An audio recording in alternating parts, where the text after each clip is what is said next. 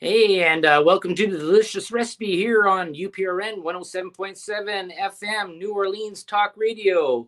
You're listening to the Delicious Recipe here with the Dell, and I have tonight there again there at this beach picnic. My other one, Lore. Your other one. I hope I'm your only one. Yeah, there you go. So tell me a little bit. I'm just getting set up here because I'm running a bit late. I'm just switching machines there. So tell them all about yourself there, Laura. Okay. Hi, everybody. Welcome to the Delicious Recipe. I am Dell's real partner in life, unless he has another one I don't know about.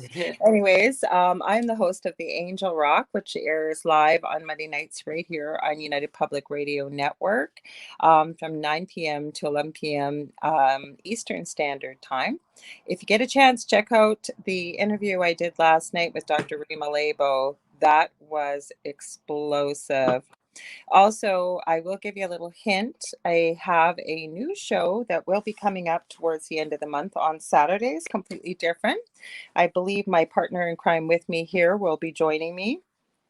We've got some great ideas. We're coming up with something a little different that don't really have a lot of on the network, but seems to be very popular these days. So watch for that. Um, Yes. And we'll actually get into that too, is because if anybody is in the chat room, and we're on UFO Paranormal Radio on the YouTube thing there, and that's where we see most of the chats because we are on doing StreamYard, right? Correct? yeah. And so we're looking for a name. We're looking at like a Dolores something or Well, actually, something, Joe has whatever. an idea.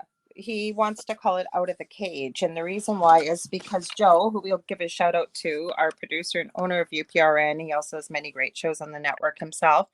He has started this joke that Canadian women, and we are from Canada, we're from Thunder Bay, Ontario, that even though we're broadcasting out of New Orleans, Louisiana, he jokes that Canadian women put all of their men in cages and that we make them behave, let's just say, through physical force as a joke. That doesn't happen. Right. So we've kind of made a joke always when we have host chats. Dell and I are usually there that I let Dell out of the cage. So this is kind of the thought that Joe had. So we'll see. But yeah, unless somebody's got a different name, but I kind of like that name, Out of the Cage. Okay, I'm slowly setting up here, and sorry about that, there, folks. If you're watching live, there, that I'm all discombobulated all over the place because I've heard a complaint about me moving around too much. But well, let's talk. Let's address that other complaint while you're getting yes, ready. well, that's the whole thing here. Okay, this is one thing there, and this actually, we how did this end up? Something happened there yesterday on the show, and it was No, I have a brew. okay. Let's Well, no, start let me it. just finish the first. Let me set this up, and then you can go into your part there, babe. Mm-hmm. Okay, so I get a text message because I'm working nights right now, and from about 11:30 to 8 o'clock in the morning, I get a text message when I see my phone at 2 o'clock in the morning that somebody had a female had called or not messaged the station to our producer and noticed a bruise on Laura's arm and thought all of a sudden she jumped all the way to spousal abuse, domestic abuse, and wanted information on it. And then all of a sudden, like thinking about like what's going No, on let me here. back you up there. What had happened was I always talk to Joe Montalto, our owner, after the show, and somebody messaged Joe during my show and said that they had noticed the bruise on my arm, which I was going to address either in the host chat or my show, but I didn't get a lot of a chance to speak last night, and for good reason. I had a very interesting guest who had a lot to share, and there were quite a few people on the paranormal panel. So then they were really worried and they wanted to actually call into my show to ask me, and they knew Dell by name. They wanted to make sure Dell wasn't beating me. And then Joe assured them that no, he wasn't, that he knew Dell quite well, knows me quite well. No, that wasn't the case. They made Joe promise that he would ask me after the show.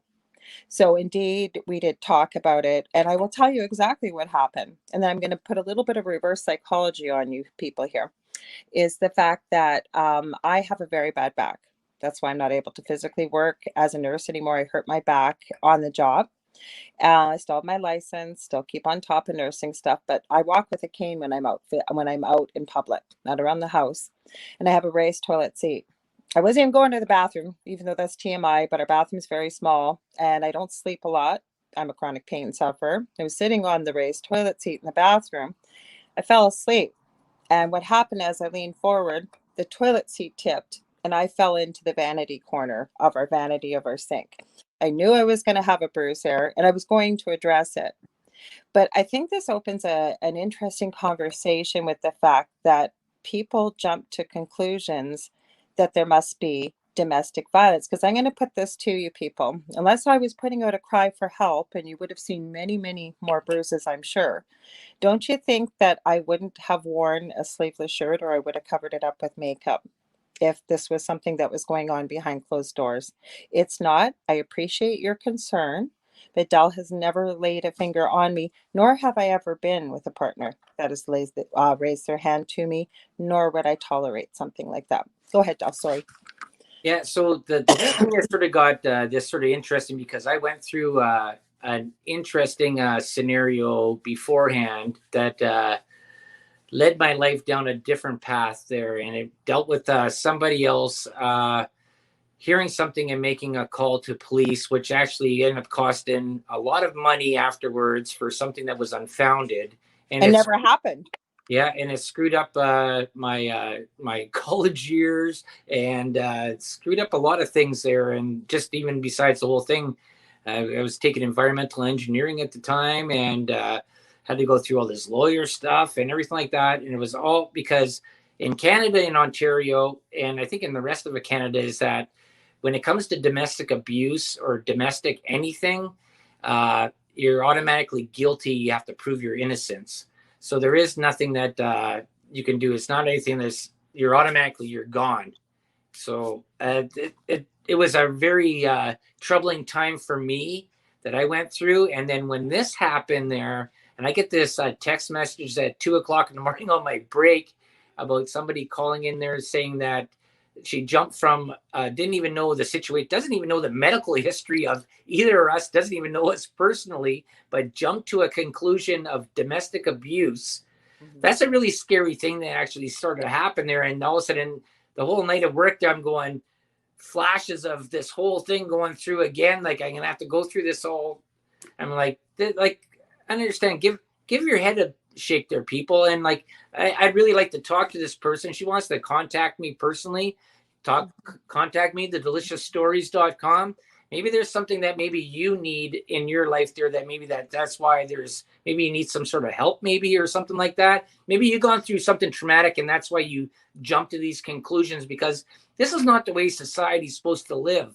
And this is not the way something goes, that somebody just sort of sees something and then they call out an offense. And that's just sort of really put me off. And that's sort of a way that sort of it doesn't come out to this beach party that we're going to have there today. And that's why I sort of tried to make it a beach party to make us sort of happy in there. But it was sort of really distressing to me.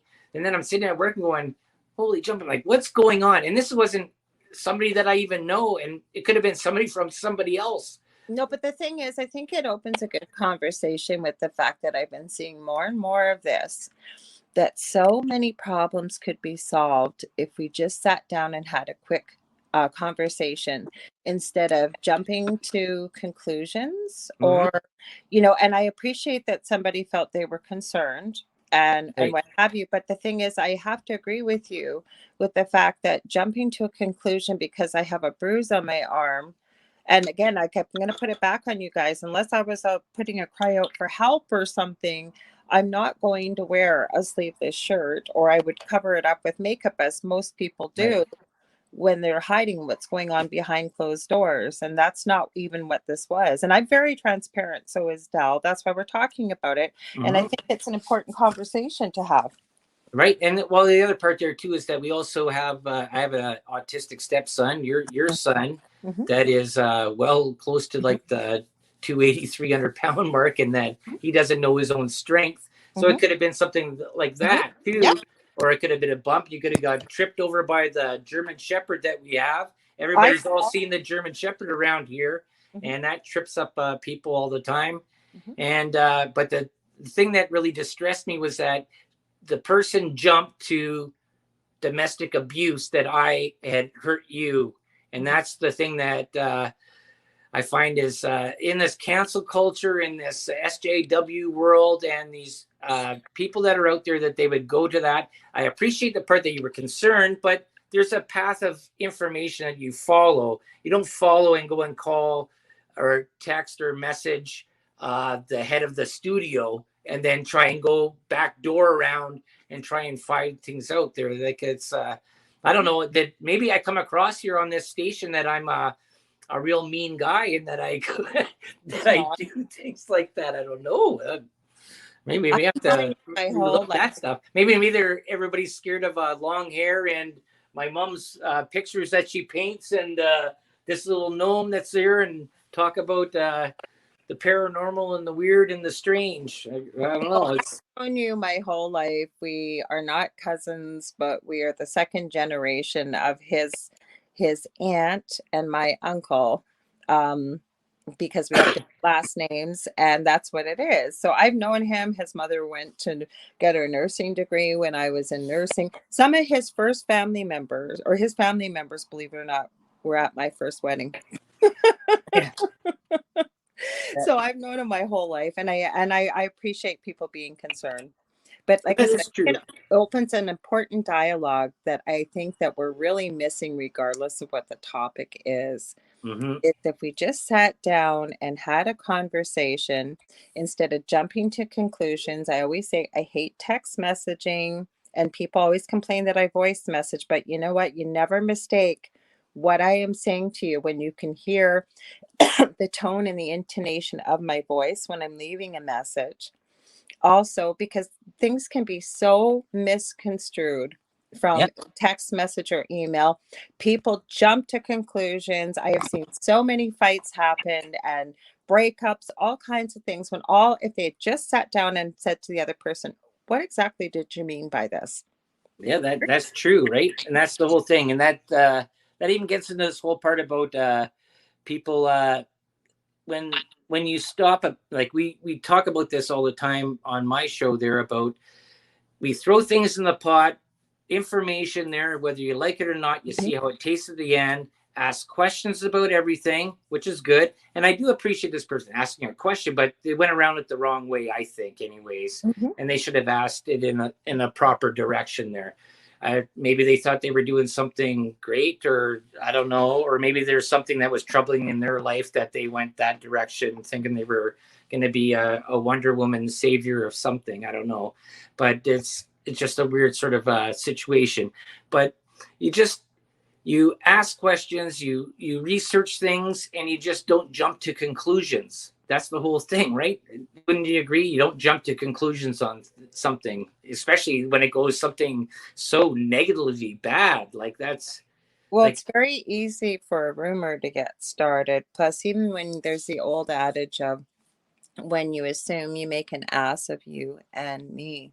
So and like I said, I just had this conversation before this conversation came up. And Joe's an amazing guy. Like, he's supportive of all of us as network hosts and stuff. And I'm glad he brought it up. But I told him, I said, I know Del will be very upset about this.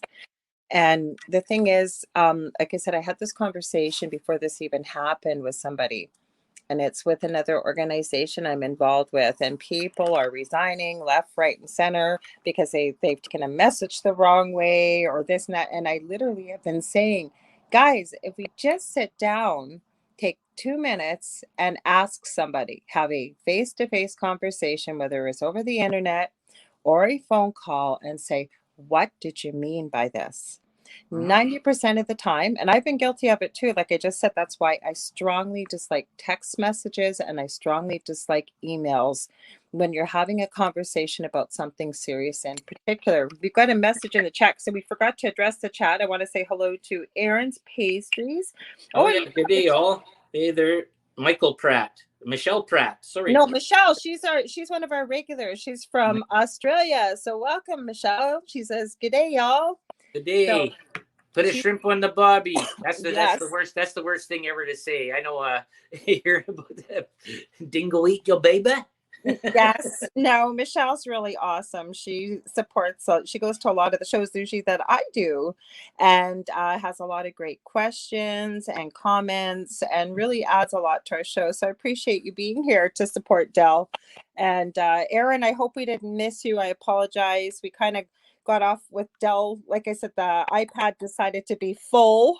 I don't know why, but it did. So Dell was a little bit, and my, never mind. It must be, you think we are in Mercury retrograde or something. I have a brand new ring light. As I go to put my phone in it, that's why my phone's a little jiggly. It popped right off the tripod. Like, I'm going to have to bring it back. So I'm holding my phone. Well, you know what you should do there, Laura, there, while you're doing this? Yeah. See this hand? Put your hand up like this. Okay, hang on. The one that has the bruise on it. Yeah.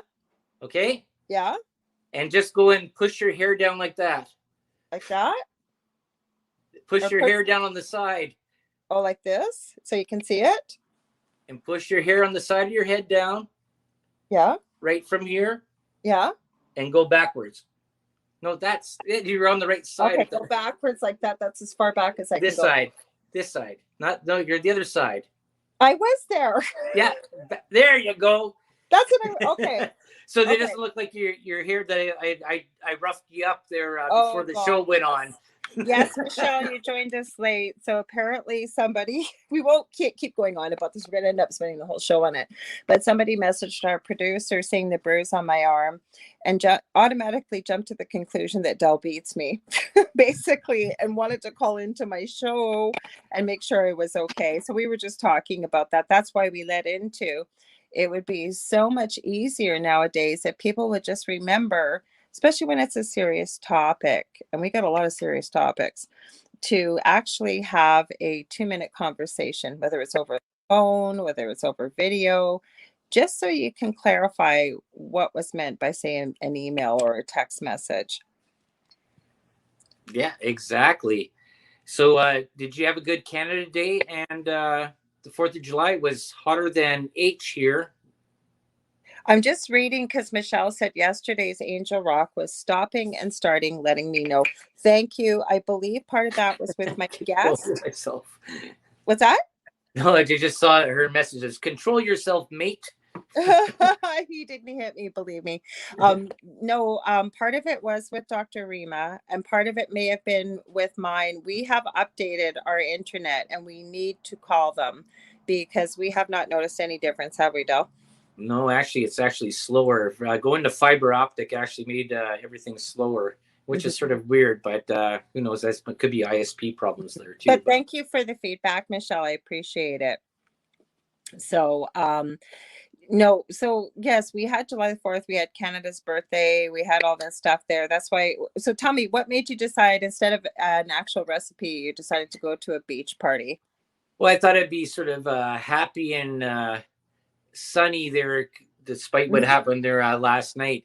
But another part that I want to get into, because we were discussing this, and this might be a thing that'd be coming up there in the next little while there here on UPRN with me and Laura. We're still discussing what to do, and maybe anybody in the chat there can go in, maybe give some suggestions as well. We were looking at other things about unsolved crimes and stuff like that. And this is the part I wanted to get into about true John crime. McAfee and stuff like that, but other things like that.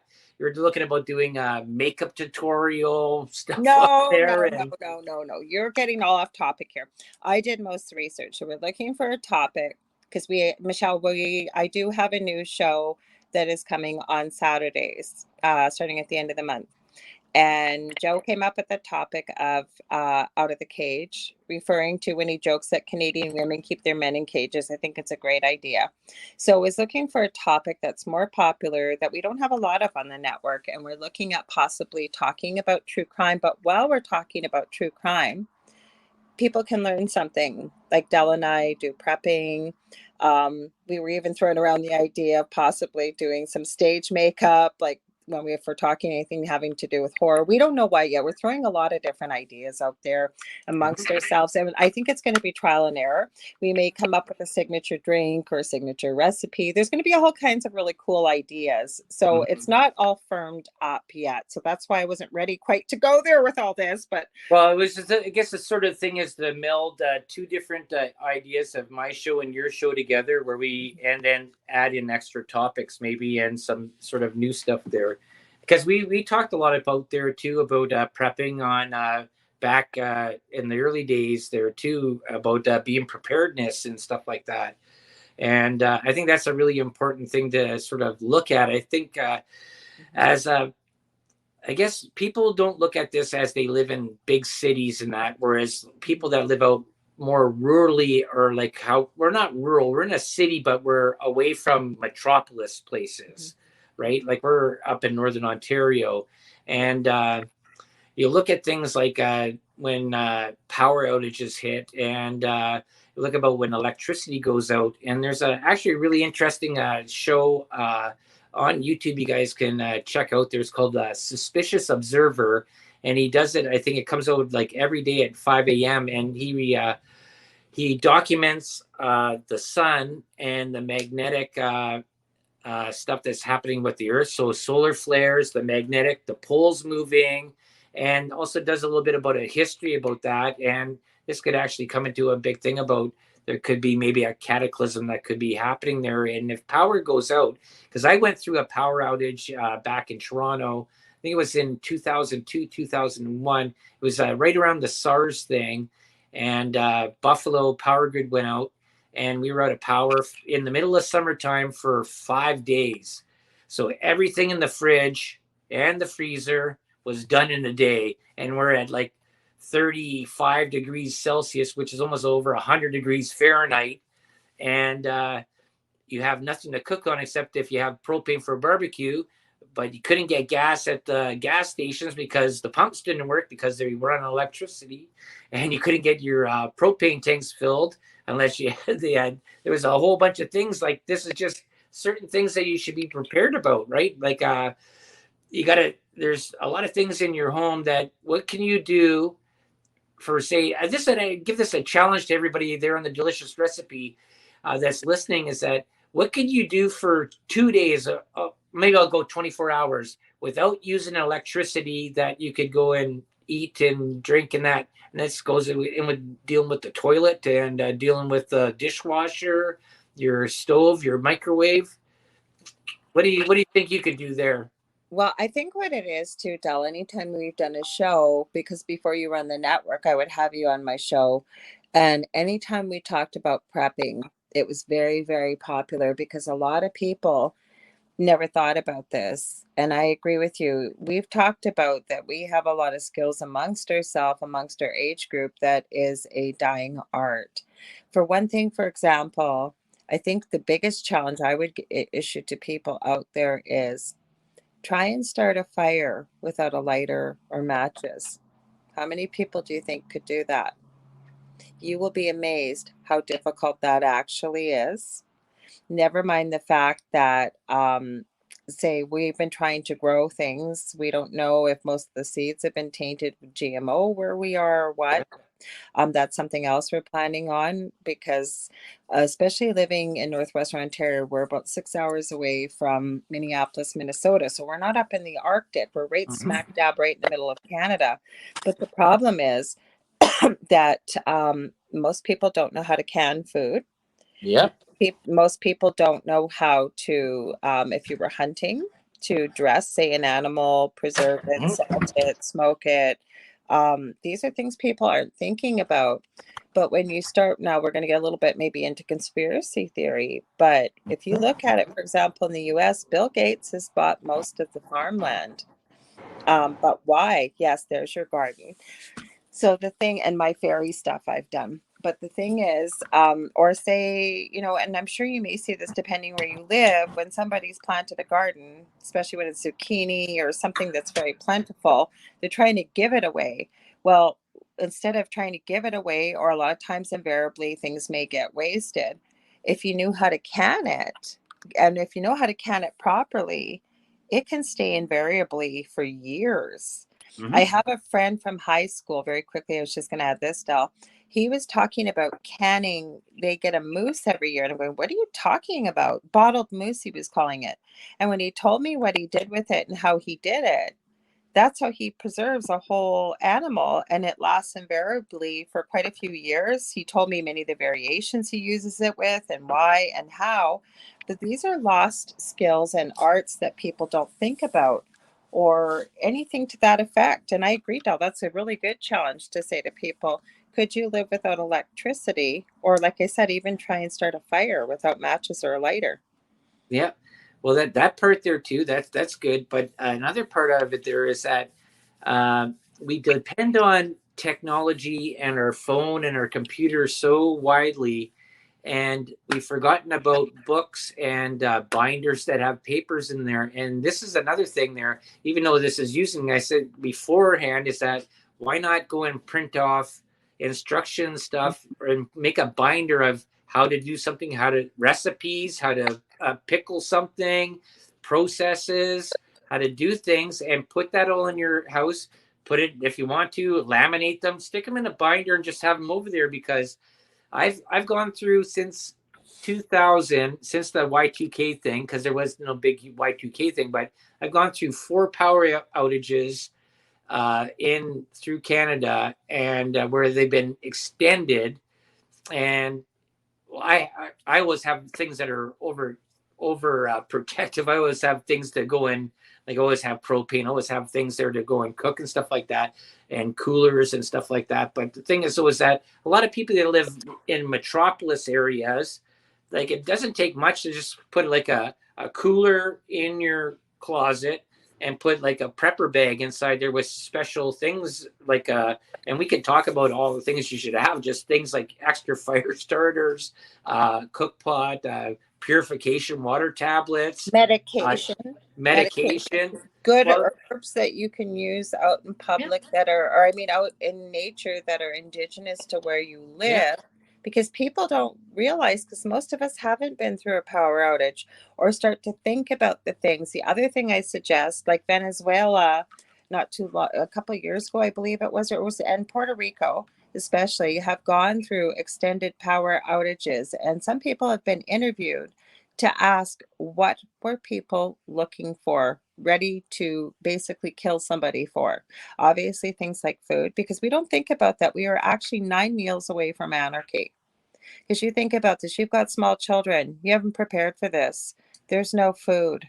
What are you going to do to feed your children? So the thing is, they said what they were looking for, which was literally like bars of gold, were lighters. A lot of people drink alcohol for whatever reason, needed for pain control, whatever it may be. Alcohol was at a premium. Cigarettes, if you're a smoker and you have to quit cold turkey, toilet paper. These are things that aren't really expensive, but they're bargaining and bartering tools because you're not going to be using money. Water is the premium thing that you need, right, well, Del? yeah. Well, that's. I think those go to the supplementary stuff. Hmm. And I think that the part is that if you look through just even on what happens in the southern part of the US, where you have all these hurricanes and you have disaster stuff there, you just need something that's very quick and just has essential things that can probably get you through at least 3 to 5 days until you're able to move out to somewhere. But you need to have that for each person. Right. So this is a part that a lot of I've watched a lot of these prepper shows says, yeah, I just need this one bag. Well, that's good for you. It's not good for the other 4 people in your family because you'd be done that in one day, right? So you need one for everybody there. But Michelle just wrote some funny comments. I need to share them. okay. She said, LOL, I struggle sometimes with a lighter and fire lighter, LOL. Then she said, my family told me if we got stuck on an island, I was first on the menu. I'm fussy and my family likes pork. And then when I was talking about 5 meals away from anarchy, she said, hangry, meaning hungry and angry, sets in. Yeah, That's for sure. yeah. Well, there's also a lot of simplistic things you can use, right? Like you don't need to have a whole dinnerware set with you. Like you can get a spork that has a knife on the end there too, right? So you have one utensil that's 3 things.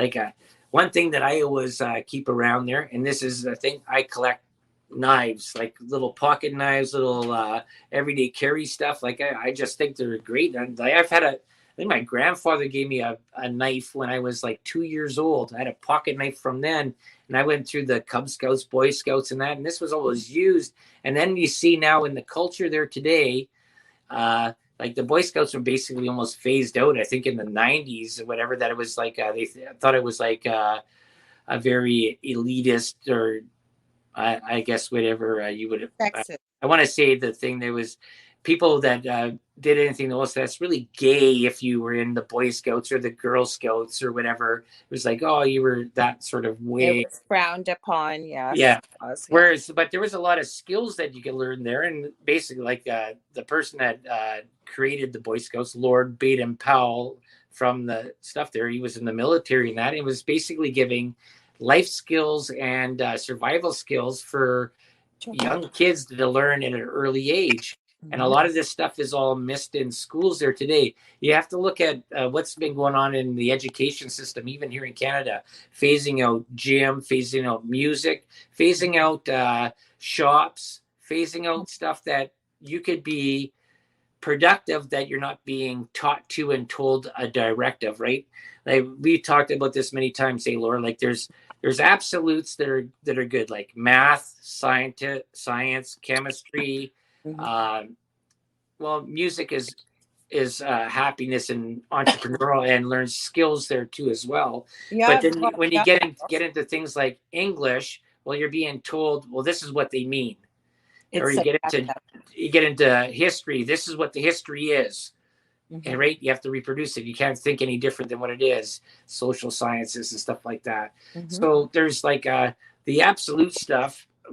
What I think, anyways. You can disagree out there in the YouTube world and here on the Delicious Recipe, whoever's listening there. I think just basic life skills and stuff like that. Like, how many people know how to cook? I actually was just talking with one of the girls that is working with me on night shift there, and she's never learned how to cook, and she's 42.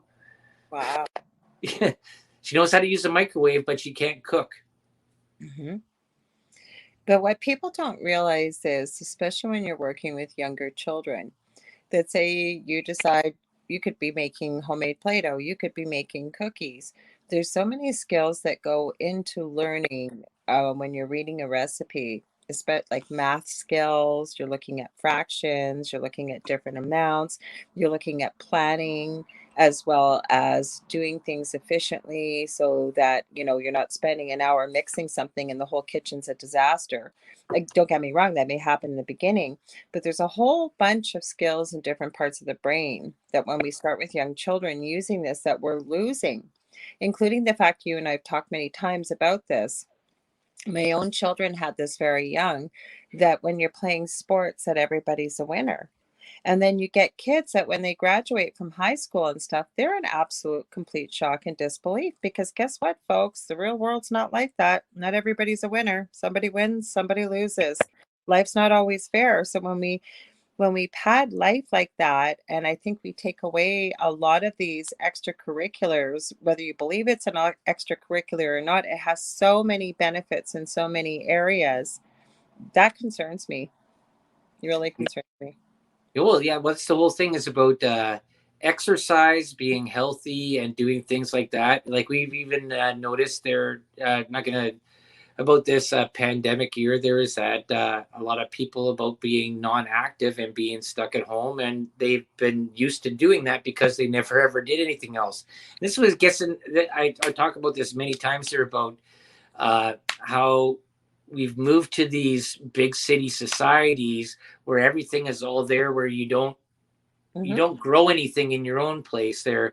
Like when I grew up, I go to my grandmother's house. She had a garden in her backyard, and I have to go over there for a day or two, digging up and turning the garden, and then later on doing whatever, weeding later on, and then pulling out potatoes and stuff like that. And she produced, and then there was days where we went and canned up, and I remember boiling all those jars, and then getting all that stuff ready and putting the carrots in there and peas, making relish, making tomato Pickles. sauces, making a whole bunch of stuff there, and that it would all go down in the cold cellar. And this Mhm. was our emergency food in case of something, and that's what it was. And but it was also great food to have during big, huge family occasions, right? Some of this stuff was like highly priced, like making pickles and stuff like that. Like we'd have to go out outside of town here to Stanley. There was a spring, and we had to get spring water to make pickles out of. Right, there's certain little spots, but this was all old world stuff. And then even before, even other aunts and uncles and stuff like that that still did that. And there's very few people that are even our age that still do this. I know Marty's sisters, I think they still do pickling and make relish. And I I remember can do it. I do and I it. remember my buddy there, Donnie, his wife there before she died, she'd make all this time that says corn relish. And I'd be like, oh, make sure you make me a big, huge jar of this stuff, because I'd use that for hamburgers and everything else. Was super great, right? But that was something that you would do, right?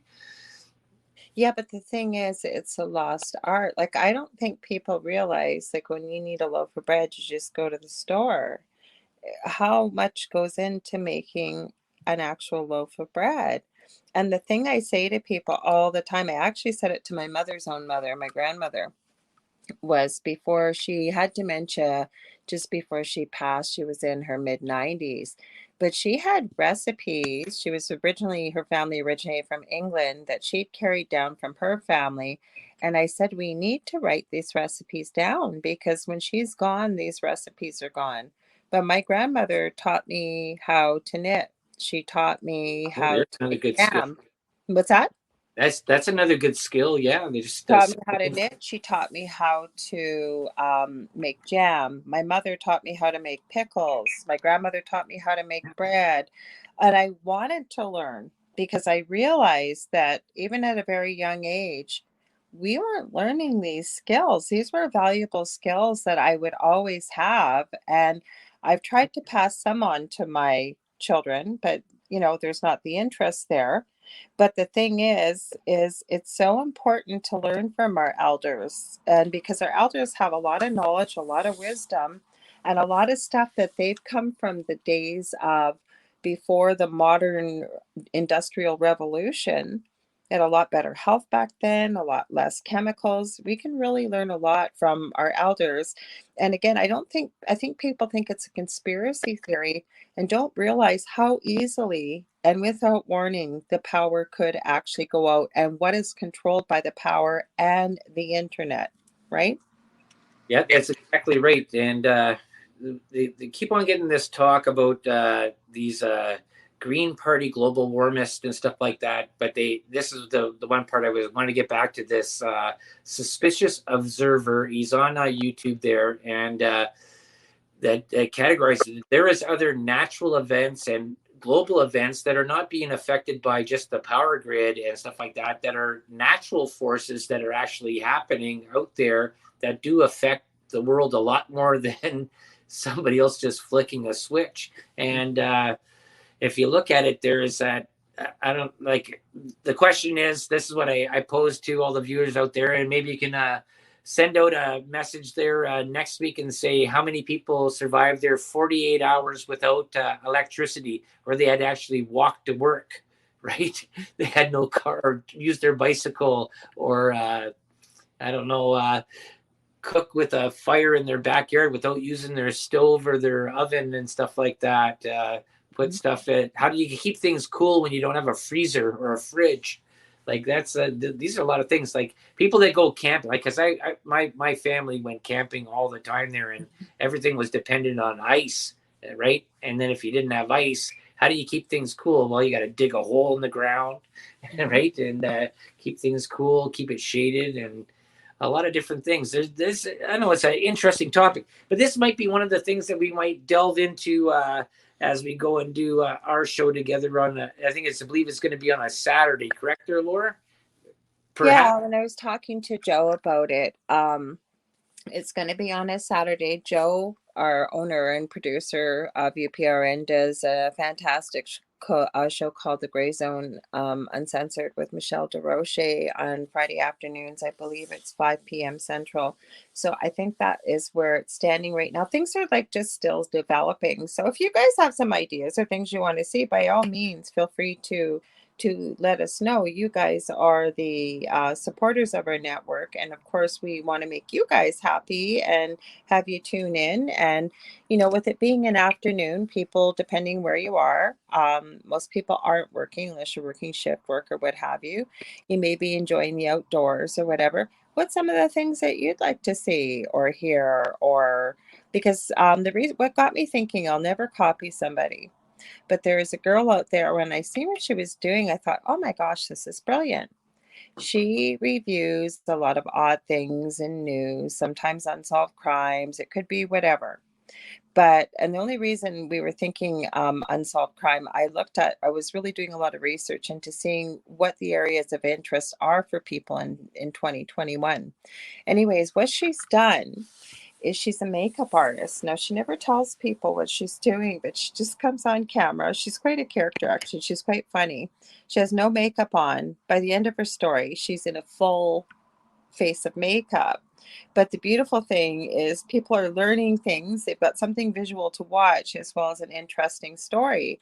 I've seen other people do this where they're teaching a skill. Like Michelle, you mentioned about Organite in the comments, and I am making Organite. I have had, you would not believe the amount of people asking me, how do we work with resin? Or like Dell has a lot of skills. And it's going to be a little bit of trial and error, but I think it would be kind of cool while you're listening to us speak and share the topics. And it's going to evolve a bit, but maybe we even be able to watch or learn a new skill as we're speaking. So we're kind of working on some different ideas. We're hoping, getting a little bit outdoors, maybe.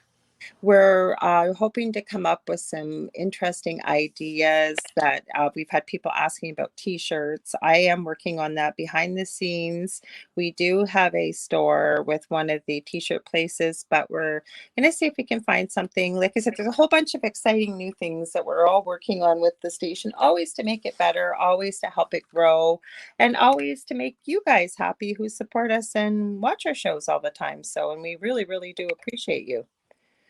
That's correct. Yeah. So there's a lot of things that could be happening there later on. We'll see how it goes. And what do we got here? We're almost at our time there, Lorilei. You just want to mention to everybody where they can find you and what's going on with you? Yes, you can find me on Monday nights here on United Public Radio with, I almost said the delicious recipe, with the Angel Rock. That is from 8 p.m. to 10 p.m. Central, 9 p.m. to 11 p.m. Eastern. This coming Monday, I have a fellow tribunal judge who is also a podcaster, very well spoken, very intelligent. He's from Australia, originally from the UK. His name is Jimothy Murphy. We're going to be talking about all kinds of things that will be very interesting, what's going on in the world. You also, if you ever want to book a healing session with me, mentoring, psychic medium reading, or anything in the way of Akashic records, anything to do with that area, you can get a hold of me on facebook.com/the Angel Rock. I also have two groups on Facebook, Paranormal University for all things paranormal, and then the Angel Rock for more esoteric, power of positivity, power of the mind, chakras, how to open your third eye. That's where you can find that in the Angel Rocker tribe. And as always, thank you for having me here, Dal. That's true. And thank you very much for being back here again there, even though I didn't have to ask you to come from too far away. Yes. But, back up. But this has been the delicious recipe, and we'll see you all next week on a Tuesday. I got to get ready to go off to work there tonight. So while we're waiting for Joe, you forgot to tell people to write you at the delicious stories at gmail.com. There you go. That's why I have you as a secretary. Yeah. Keep on going. If you've got stories of the strange, the unknown, anything like that, right? Cryptid, Bigfoot, whatever experiences, right, Del? And you hope to share them when you have enough of them? That's true. Yep. I'm sort of I'm going in between this switchover of nights and days there, so I'm forgetting everything that's going on there. Yeah, the delicious stories at gmail.com. And I've gotten a couple there, so I don't have enough yet to go and do a whole show yet. But I'm just hoping that people out there can add in there a little bit more. And I know Varla was talking about something about sending some people over that direction there too as well. So once I get enough of those stories there, I'll do a whole show of reading out interesting stories that people have had about their experiences of the weird, the paranormal, just even sort of just weird experiences. I mean, that's the sort of the interesting of it. It could be paranormal too, but it could be anything. Walking into a Bigfoot in their backyard, going out camping, anything like that. All things, doesn't matter. Oh, Michelle wants me to show you the Believe Facebook Yowie page. I don't think I know about that, Michelle. If you get a chance, send me the link, please, in Messenger, and I will share it with them. Yeah, but if there like it's anything strange, unknown, unusual, and then yeah, we always forget to mention it, so we're waiting for Joe anyways. So yeah. So we thought we'd mention. Thanks for being here, Michelle. We really appreciate. Oh yes, yeah. Thank you, everybody that was in the chat. I think it's all Michelle Pratt. So well, on the YouTube chat, but we do have other people listening live around the world. So thank you very much for your support. If you're listening on the archive, we really appreciate you. Make sure to share UPRN with all your friends, because there's something for everybody there always, depending on what program you decide to watch or what night. But there's always interesting, really fantastic programming and hosts here. That's right. And if you're listening on audio there, appreciate you all listening to that too as well. That's great to have you here.